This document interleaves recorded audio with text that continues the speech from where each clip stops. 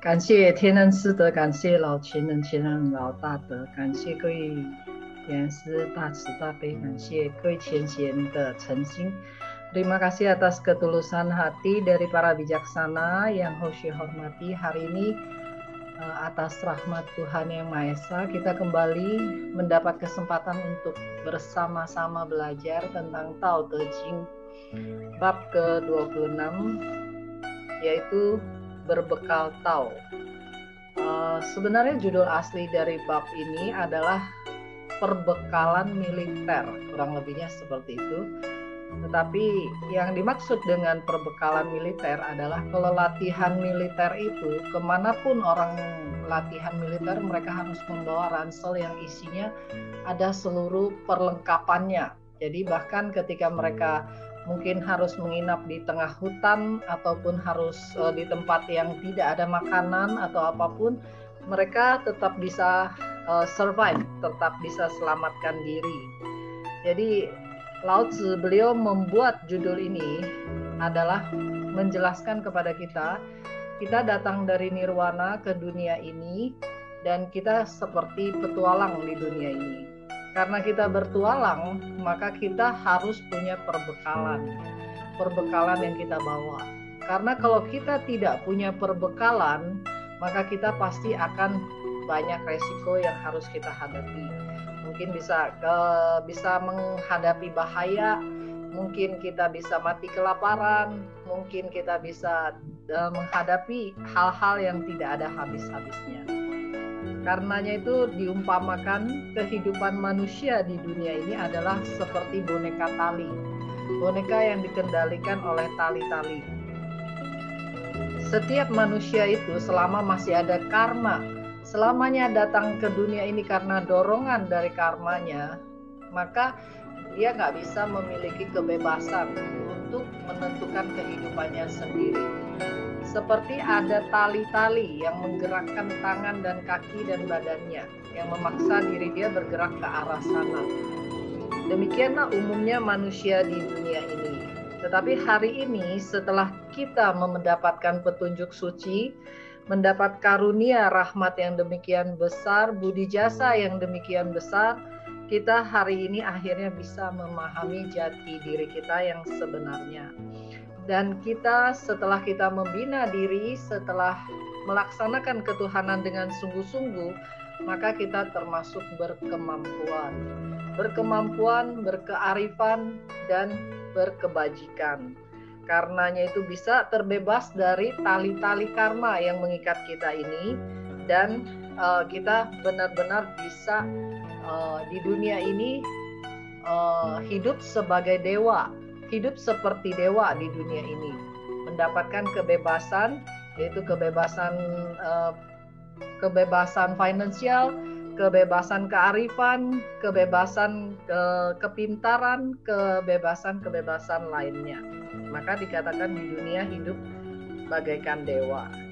Tetapi dengan semua apa yang kita bisa dapatkan dari kapasitas kita sebagai pembina, kita juga tidak boleh mensia-siakannya. Itu adalah perbekalan kita, itu adalah karunia langit kepada kita. Apabila sudah paham, maka roh suci kita bisa bebas leluasa, bisa berikrar, bisa timbul ketulusan hati untuk membantu saudara-saudara kita yang lain. Karena kita datang ke dunia ini bukan lagi karena dorongan karma. Kita datang ke dunia ini dengan perbekalan yang kuat, artinya kita datang ke dunia ini adalah karena dorongan ikral. Kalau kita datang ke dunia ini karena dorongan karma, maka kita harus takut ketika kita akan terjerumus ke neraka. Karena kalau dengan dorongan karma, berarti di neraka akan sangat menderita. Dan kita juga harus takut kalau karena dorongan karma kita datang ke dunia ini. Karena kalau tidak hati-hati, kita melunasi karma kita, tetapi kita akan membuat karma yang lebih banyak lagi. Tetapi apabila kita datang karena dorongan ikral, kita mempunyai perbekalan yang cukup, maka kita ke neraka pun kita tidak takut. Karenanya itu ke neraka pun kita bisa mendapatkan dan memberikan manfaat yang luar biasa. Ke dunia pun kita tidak perlu takut, karena di dunia ini kita juga bisa melakukan yang terbaik demi kepentingan seluruh makhluk. Kita ke penjelasan yang pertamanya, bait pertamanya.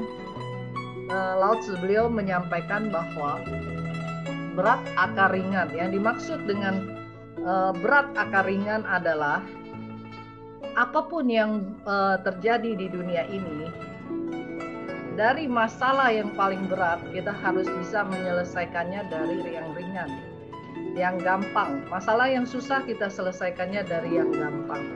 Dan dalam proses penyelesaiannya kita berupaya dengan sewajarnya, sesuai dengan karma, sesuai dengan waktu, sesuai dengan kondisi. Jadi tidak memaksakan diri kita. Pada masa sekarang ini kebanyakan generasi muda itu pintar-pintar orang sekarang. Karena masa sekarang anak-anak dilatih dari sekolah sampai ke bekerja itu harus menggunakan teknologi. Sehingga mereka dari kecil sampai besar terlatih menggunakan kepintaran. Tetapi di masa depan akan banyak sekali generasi muda yang mengalami gangguan mental. Karena apa?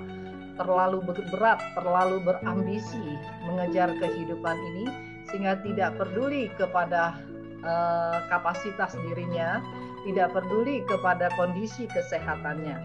Maka tidak akan mendapat manfaat baik, manfaat yang besar. Tidak akan berimbang. Karenanya itu kalau anak muda mengatakan bahwa siu tahu itu urusan orang tua, anak muda nggak usah dilipatkan. Orang tua sudah boleh dibilang menjalankan hidup ini sudah ada satu standar, sudah ada ketetapan. Yang belum ada itu adalah anak muda. Generasi muda itu patut kita khawatiri, patut kita bantu. Karena apa? Dalam kepintaran yang luar biasa justru akan terjadi masalah yang semakin besar di dunia. Penderitaan yang tidak ringan. Dengan ambisi dan kemauan yang tidak ada habis-habisnya justru semakin banyak menimbulkan ketidakseimbangan di kehidupan ini. Kemudian tentram kendalikan kegelisahan. Yang dimaksud dengan tentram ini adalah kondisi dari roh suci kita. Di dunia ini kalau kita mengandalkan 7 indera kita, itu tidak ada ketentraman karena dia berubah-berubah. Segala sesuatu yang berubah-berubah berarti tidak menetap. Kadang tentram, kadang gelisah. Jadi kadang ada, kadang tidak ada, kadang baik, kadang tidak baik, ya begitu. Kalau yang tidak kekal diandalkan, kondisinya akan seperti itu. Tetapi di dalam diri kita ada yang tentram langgeng, yang harusnya kalau kita andalkan, maka dia bisa kendalikan kegelisahan.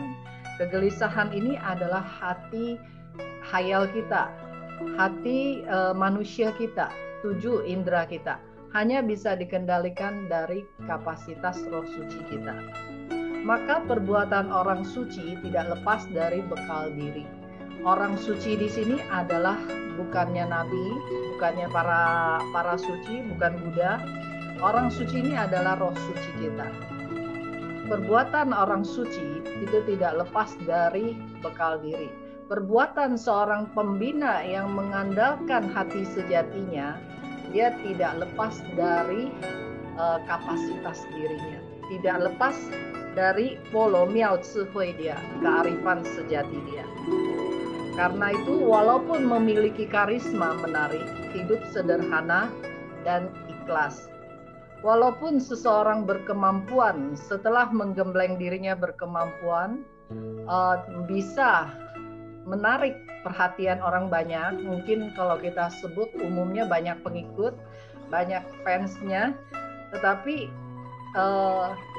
bagi seorang pembina sejati, tahu bahwa semua ini bukanlah jati dirinya yang sesungguhnya.